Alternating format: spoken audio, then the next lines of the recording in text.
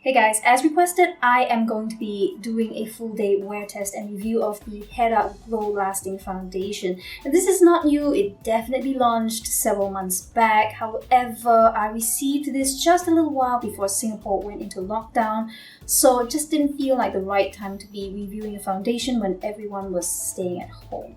Then of course, I did realize after some of you messaged me to try this out and review it for you guys that some of you are still going to work and some of you still like wearing makeup at home, so I'm reviewing for you guys today. Now obviously I already have it on my face and I will be cutting to the application and the comparison shots later. You can see the before afters, see the texture before I powder it down, and also how other products layer on top of it.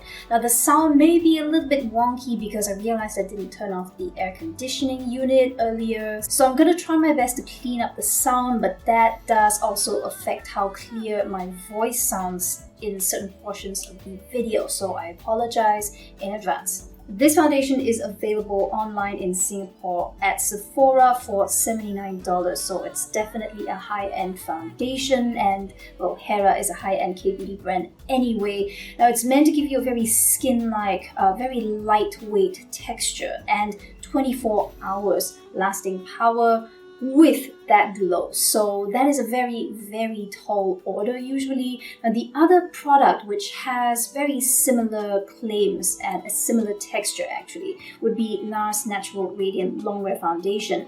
Unfortunately, I have tried that one several times and it does not seem to like my skin. Something about the chemistry is just off, and even though it looks beautiful going on, it just starts to look really cakey and heavy and doesn't sit right throughout the day. So this one is a very promising alternative, obviously, but I've worn it a few times already and I can tell you straight out that the texture is quite silky and creamy, similar to the NARS Natural Radiant Longwear Foundation, but this one does have a bit less coverage. It's more of a medium-ish, and if you buff it under the brush or just shear it out a little bit, it can be medium light. Of course, the brand also promises that you can layer this and build it up where you need a little bit more spot coverage. I would say go with a light layer all over and then just spot cover a little bit more where you need a bit more coverage, only if you're skipping concealer. If you're already using concealer, no point risking foundation not sitting right by layering too much product on, especially if you live in humid weather or have oily skin. Before I go into the application, I do want to point out that as with most Kbeauty brands, the shade selection is a little bit dismal. I hate to say that in today's climate where there's so much attention on representation and abolishing systemic discrimination.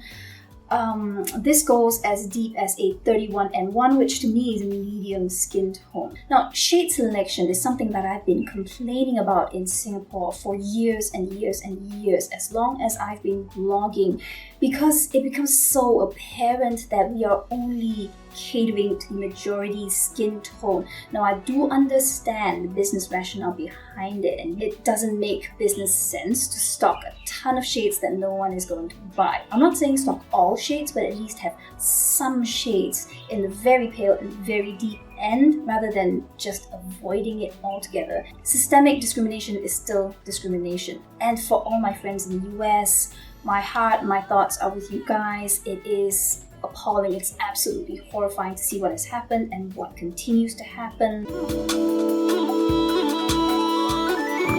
HERA does have this gorgeous white foundation brush, synthetic cruelty-free bristles, extremely plush, and it's got this flat, kind of like squared off top. So I will test one side of my face with this and let you guys see if there's any difference. I'll use a sponge on the other side. Bear in mind it's a very light veil if you use a buffing brush, because the brush bristles do take away and spread out product. Their function is to give you a seamless blend, not to help you build up a ton of coverage. So if you want a little bit more coverage than this, you may want to go with a sponge or your fingers. I will say though, this has a beautiful finish around the pores. Even though it's glowy, it doesn't emphasize texture. It sits very nicely around them. It's almost like there is an optical blurring effect, even though it's bouncing off light. Now you almost definitely get a little bit more coverage using a sponge simply because it's just pressing and layering product on, and a buffing brush is just removing and leaving just the lightest layer of product.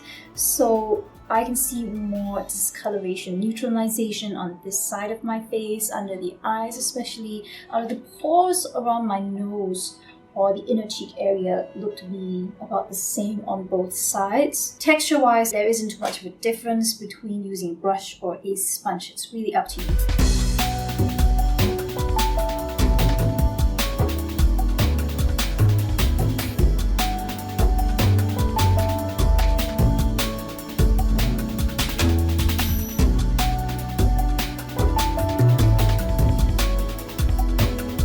Now, I almost forgot to mention one additional thing about this foundation. It doesn't really dry down to a much deeper shade than when it's fresh and moist. So if you are testing this in store to find your shade, look for a shade that is as close to your skin color as possible, because it will not change too much, at least not in my experience. Feeling a little bit extra, so I'm going to go in with a bit of contour using my Fenty Beauty Amber.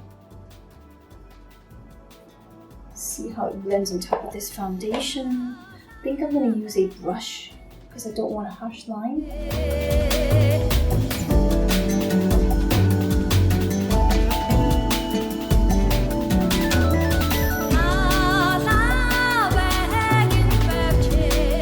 Now, I usually consider this a slightly drier formula cream contour product, and it's still blending quite seamlessly on top of this glowy foundation, so just so you know, I'm going to set with a little bit of powder just around the T-zone. And when I mean little, I do mean very little.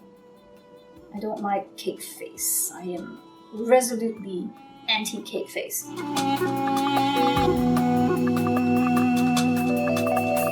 So the rest of the makeup is done. I have to say everything's set really well on top of this foundation. It is not so dewy that things will not blend on or go on properly. You can definitely still see some glow. Of course, if you have very, very oily skin or texture in some areas, you may need to powder down a little bit more heavily in specific areas.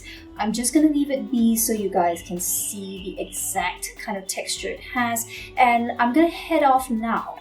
Do some grocery shopping, some chores, and a little bit of work. So I'm gonna check in midday as usual and let you guys know how it sits, and then at the end of the night again. See? It's too late now to turn around and back again.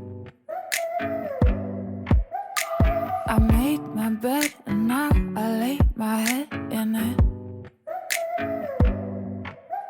And I'm sorry I'm not perfect, but I knew that I wouldn't be. I guess it's for the best, you know the worst in me. I'm no good at being good, but I never said I was. And I feel misunderstood, cause I'm trying hard to love. I'm sorry, my actions, they haunt me, and I'll never live it down. Hey guys, it is now 3:25 and I've been wearing foundation for 4 hours. We just went out for a grocery shopping trip and I was obviously wearing a face mask, so I was sweating quite a bit underneath it, and this area down to here obviously is looking pretty shiny right now. Honestly though, it doesn't look like the foundation is worn off too badly. I don't see any track marks from the face mask itself. My blush and everything else on top of the foundation is actually sitting there quite nicely, so that is surprising to me. But I would say it's obviously a little bit more worn off or a little bit cakier looking around the creases of my nostril, where this is my oiliest zone, and I was also sweating quite a bit around my mouth earlier. Under the eyes, it's looking pretty smooth as well. Maybe a teeny bit of creases near the folds of my eye, but that's normal. It was already there earlier in the day when I set it. So this is just more of a natural creasing, not from wear and tear of the foundation breaking down. Honestly, this is probably the only area where I'm seeing quite a bit of shine right now. And if you don't like sheen, if you don't like glow, you can blot it away with a clean sheet of tissue or some blotting paper. Underneath, it doesn't look like the foundation is worn off at all yet. So I am going to sign off now and check back in with you at the end of the day. I feel misunderstood 'cause I'm trying hard to love. Alright babes, it is now past 8:30 in the evening and I have been wearing this foundation for about 9 hours now, a little bit longer than my usual wear test, and it's definitely getting shiny and looking like it might be breaking down around my nose, the nostrils especially. So the oiliest parts where it's a little bit more creasy, you can see the foundation wearing down. It is very shiny around my forehead. You can see this T-zone shine there. And under my eyes, where it is the driest part of my face, it started to kind of crease and you have those, what I like to call track marks. You know, basically the lines and creases that you can't really rub away or smooth out because the skin there is dry. So it's definitely gone through some wear and tear, but I have not touched up, I have not even blotted off any moisture or oil throughout the day. So we're gonna go in with the oil blotting paper now, just to take a look. Now most days when I do this, it's not really to see how much oil has come off. It's more to see if the makeup looks good after I lift the oil off. Unless I'm doing like a split face test, and of course I will compare both sides of my face. A little bit of the foundation has come off on the blotting sheet. Not a whole lot, but there's definitely a faint film of pigment on there. Now it still looks good around the inner cheek area, but it's not looking so pretty around the folds of my nostrils. The pigments have kind of gathered in the folds. And of course, there isn't much that I can do about the skin under the eyes. Now, on the sort of flatter, smoother surface areas, it looks fine after blotting. So it's really just around the creases where you need to look out. Now, this definitely isn't a shine control or oil control formula because I haven't seen this much shine in quite a long time on my rather dry skin. Now, compared to the last foundation I tried on, which was the L'Oreal Infallible 24-Hour Matte Cover, obviously this one does not hold up quite as well to that one, and I wouldn't necessarily recommend this formula for oily skins because, you know, whatever you see on my face now in about 8 or 9 hours is what you probably experience in about 3 hours, 4 hours. So if you want all day wear, this is not a formula for combination to oily skins. I would say it works a lot better for normal to slightly dry skins. Even then, I'm not certain that it can hold up very well in very dry spots. If you're prone to creasing under the eyes or, you know, beside the mouth, regardless of whether you're oily or dry, this will crease. So is this the holy grail glowy foundation for me? Nope. But do I like it enough to wear it again? Yes. It definitely does sit and look better on my skin throughout the day than the NARS Natural Radiant Longwear Foundation in the bottle, not the one in the cushion. I love the NARS cushion. But this definitely sits better. It feels lighter on the skin. It's actually more of a demi-matte almost the moment you powder it down. So I didn't find this to be especially glowy until after I'd done a few hours of sweating and the oils were coming through.